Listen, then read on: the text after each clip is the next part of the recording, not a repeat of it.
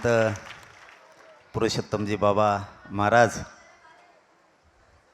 यांनी सांगितलं की तुम्हाला एकदा यावंच लागणार आहे. आम्ही काय त्यांचा शब्द मोडीत नाहीत. म्हणलं चला मग काय करता आता.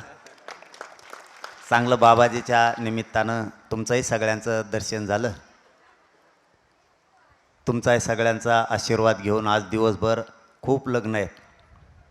त्यामुळं आम्ही सकाळी 7लाच घरून निघालो आणि तुमचा सगळ्यांचा आशीर्वाद घेतला. मी मात्र जास्तीचं बोलणार नाही, कारण दिलेला शब्द मी पाळला आहे बाबाजींचा.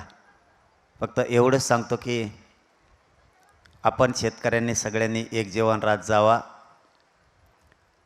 आपले लेकरंबाळं जितके आपल्याला मोठे करता येतील त्यासाठी सगळ्यांनी प्रयत्न करा. संत महंतांनी सांगितलं आहे, आज आपल्यासाठी देशभर राज्यभर जे संत सगळे महंत झुंज देत आहेत, त्यांची जी तपस्या आहे ती या जनाच्या कल्याणासाठी. हे जन सुखी व्हावं हे सगळ्या संत महंतांना देवदेवतांना वाटतं. तसं आपण आपले लेकरं बाळं मोठे केले पाहिजेत. या पवित्र व्यासपीठावरून आणखीन एक महत्त्वाचं सांगतो, सगळ्यांनी व्यसनापासून लांब जा. दारू कोणी पिऊ नका. शेवटी आपल्या संसाराचं वाटलं होतं, आपल्या लेकराबाळाचं वाटलं होतं. व्यसनाच्या आहारी कोणी जाऊ नका, कारण या पवित्र व्यासपीठावरून सांगितलेलं आपण सगळ्यांनी लक्षात ठेवलं पाहिजे. सगळे संत महंत पण तेच सांगतायत, तरी पण आपण व्यसनापासून दूर जात नाही आहेत. शेवटी आपले मित्र तुटतेत, आपले पाहुणेरावळे तुटतेत. सकाळी गेलेला बाप घरी कसा येईल, लेकराला बायकोला सगळ्यांना धाक असतो. म्हणून व्यसनापासून फक्त सगळे लांब जा. व्यसन कोणी करू नका आणि बांधाचे एक भांडणं कोणी करीत जाऊ नका. बांधाचं कळतं का तुम्हाला? नाही कळत. बांध फोडू नका एकामेकाची. ते बांध फोडल्यामुळं काय होतंय, 4-4, 5-5 पिढ्या आपण एकमेकाला बोलत नाही आहे. 1 फुटाचा बांध आणि 3 पिढ्याची दुश्मनी. एकमेकाला सहकार्य करा, एकमेकाला सांभाळून घ्यायचं शिका. साध्या साध्या गोष्टीसाठी, बांधासाठी, वाटासाठी आपण वाद करू नका. आपली शक्ती आपल्या विरोधात वायाला घालू नका. आपलेच कुणीतरी बांधव असतात, भावंड असतात. आपण सगळ्यांनी एकमेकाला समजून घेणं खूप गरजेचं आहे.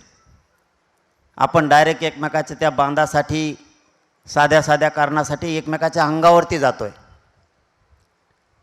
मोठ्या मनानं सगळ्यांनी राहायचं शिका. एकमेकाला रस्ता नसेल रस्ता द्यायचा, बांध फोडायचा नाही, उलट 1-1 फूट जास्त सोडून द्यायचे. बांधावून जर भांडण झालं तर 1-1 वर्ष जेलमध्ये बसावं लागतं. मग बांधाचं उत्पन्न आणि माणूस मध्ये बसलेला किती नुकसान झालं याचा विचार करत जा.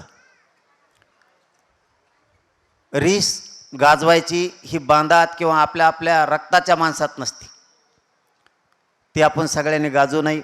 कारण या व्यासपीठावरून काय मी दुसरं बोलणार नाही, कारण एवढंच आता बाबाजी व्यासपीठ या पृथ्वीतलावर राहिलं आहे की इथं सगळ्या जाती धर्माचे लोक गुण्या गोविंदाने नांदतात. एवढंच एक व्यासपीठ आहे. आता इथं कुणी जातीवाद आणायचा नाही. ते बाकीचे लफडे तिकडं, आपण आपल्या तिकडे गेल्यावर. हे पवित्र व्यासपीठ याच्या मर्यादा सगळ्यांनी सांभाळायच्या. तो राजकारणी असो, तो सामाजिक क्षेत्रातला असो, तो कोणत्याही जाती धर्माचा असो, या व्यासपीठावर कधीही जातीवाद कोणी येऊ द्यायचा नाही आणि करूही द्यायचा नाही कोणाला. कारण आता एवढंच व्यासपीठ आहे, आता बाकीचे काय राहिले नाहीत. इथं सगळ्या जाती धर्माचे लोक आनंदानं देवाचं नामस्मरण घेत आहे. इथं मात्र कोणी जातीवाद करू नये. पुन्हा एकदा, आता का लय वेळ बोलत नाही बाबा, माफी मागून. नाही तर मग एकदा पट्टा सुरू झाला का आपल्याला दानका अवघड असतो. तुम्ही बघत असता ना, आपला मग एकदा का दानका सुरू झाला का मागं सरकत नसतो पुन्हा. आणि मी काय वाईट नाही करीत बाबा, मी प्रामाणिक सांगतो. इथं बसलेल्या सगळ्या मायबापांना सांगतो, मी जातीवाद कधी करत नाही. मी जातीवाद नाही आहे. फक्त माझी भावना समजून घ्या. मी ना कुठल्या जातीला दुखवलं आहे, ना कधी संत म्हणताना दुखवलंय. माझं फक्त एक साधं स्वप्न आहे, जसे तुमचे लेकरं आहेत तसेच आमचे लेकरं आहेत. माझ्या गरिबांच्या लेकरा बाळाला शिकण्यासाठी नोकरीसाठी आरक्षण लागतं, याच्यात जातीवाद हाही कुठं. माझे मायबाप रात्रंदिवस कष्ट करतायत की माझी मुलगी मोठी व्हावी, माझा मुलगा मोठा व्हावा, त्यांनी उच्च शिक्षण घेतलं पाहिजे, त्यांनी नोकरीत गेलं पाहिजे. माझ्याही माईला माझ्याही बापाला या राज्यातल्या वाटतंय की माझं लेकरू सुखी समाधानी झालं पाहिजे, आणि ते लेकरं सुखी समाधानी होण्यासाठी मी झुंज देतोय, मी लढतोय, इतकं झटतोय. फक्त गोरगरिबांचे लेकरं आरक्षण मिळून मोठे झाले पाहिजे, याच्यात जातीवादाचा काहीच संबंध नाही. आणि ते स्वप्न मी बघणारे, मरेपर्यंत बघणार. मला या गोरगरिबांच्या लेकराच्या मायबापाच्या चेहऱ्यावरती आनंद बघायचा आहे, त्यांचे लेकरं सुखी समाधानी झालेले बघायचेत, याच्यासाठी मी रात्रंदिवस झुंजतोय. मी कधी भेद केला नाही, विदर्भ, खानदेश, मराठवाडा, पश्चिम महाराष्ट्र, कोकण असा कधीही केला नाही. जे देवदेवतांनी सांगितलं, जे वारकरी संप्रदायाने सांगितलं, या जनाचं कल्याण झालं पाहिजे, या जनाच्या कल्याणासाठीच मी झुंजतोय, बाकी काय करत नाही.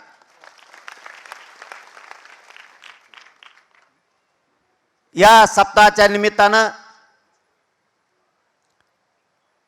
आमच्या बाबाजींची परवानगी घेऊन, बाबा दुसऱ्या वेळेस निवांत येईन भाऊ, तुम्ही टेन्शनच घेऊ नका.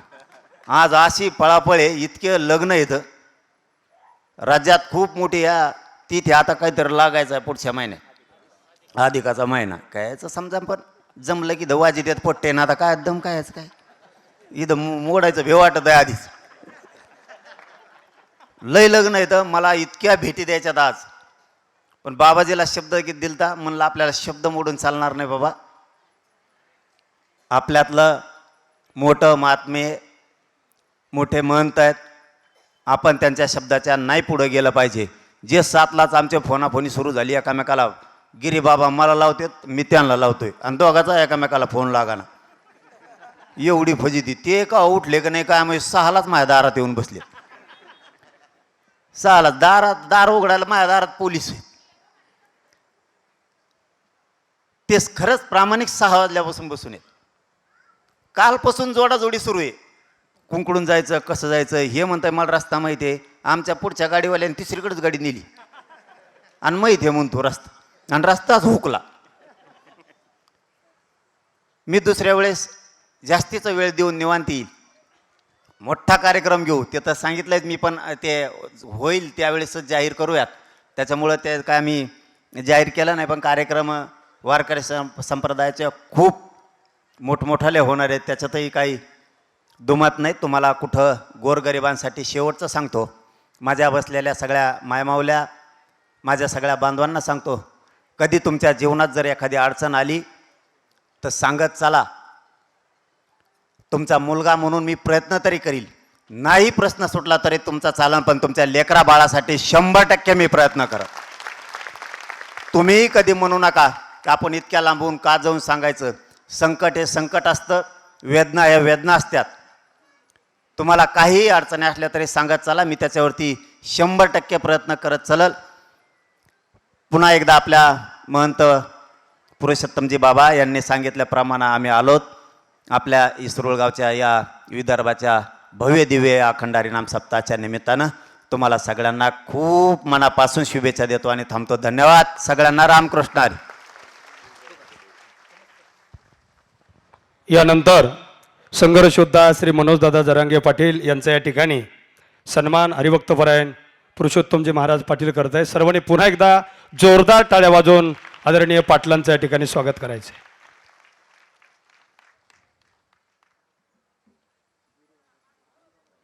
या ठिकाणी उपस्थित महंत श्री महादेव महाराज गिरीबाबा यांचं सुद्धा या ठिकाणी महाराजांच्या हस्ते सन्मान होतोय.